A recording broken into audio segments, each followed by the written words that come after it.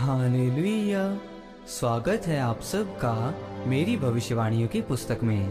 तो आइए हम आज के पवित्र वचन को पढ़ेंगे जो कि परमेश्वर के दास प्रेरित अंकुर यूसुफ नरूला जी के द्वारा लिखा गया है।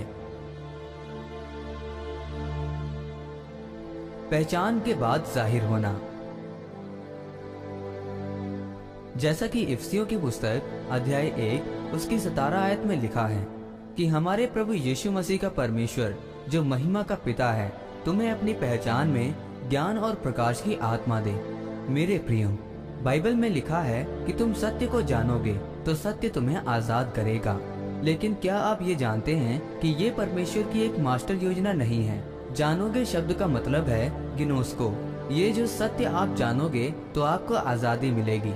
आप नशे से, बीमारियों से, दुष्ट आत्माओं से आजाद होंगे। लेकिन ये आपके जीवन में परमेश्वर की पूरी योजना नहीं है। पौलुस जिस जानने की बात कर रहा है उसका यूनानी भाषा में मतलब है इपिग्नोसिस। इपिग्नोसिस फुल डिसर्नमेंट यानी पूरी समझ और ठीक और सटीक जानकारी, यानी आपको अगले स्तर के ज्ञान में कैसे बढ़ना है। वचन के बीच में जाके अपने अगुओं का पालन करके, जब आप अपने भविष्यवक्ताओं की जांच पड़ताल करके उनकी आज्ञाओं को मानते हैं तो जैसे उन्होंने भी फल पाया तब आप भी वैसे ही फल पाते हैं। और परमेश्वर आपको दुनिया में जाहिर करता है। और जाहिर का यूनानी भाषा में एपोक्लिप्सिस कहते हैं, जिसका मतलब है मैनिफेस्टेशन, जाहिर करना। अगर आप यीशु मसीह के बारे में पढ़ते हैं तो यीशु मसीह 30 साल की उम्र तक आजाद थे और 30 साल से 33 साल तक जाहिर हुए।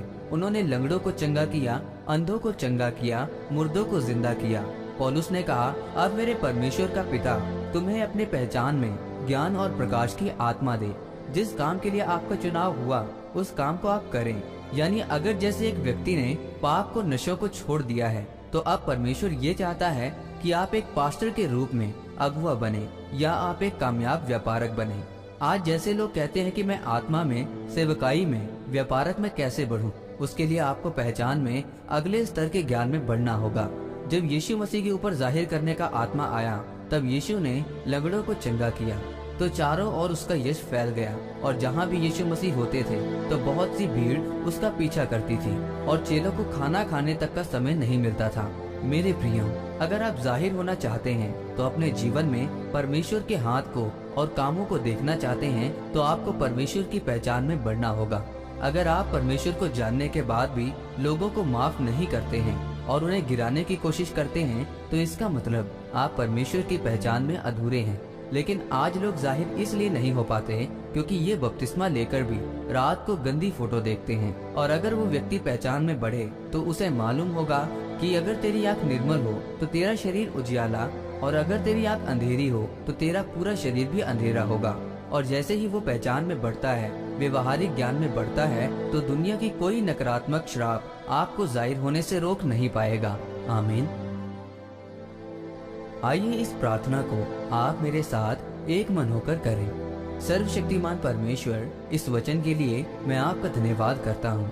परमेश्वर, मैं ये प्रार्थना करता हूँ कि मैं आपकी पहचान में बढ़ पाऊँ और मैं जाहिर होने पाऊँ और आपके कामों को करने पाऊँ, प्रभु यीशु मसीह के नाम में, आमीन।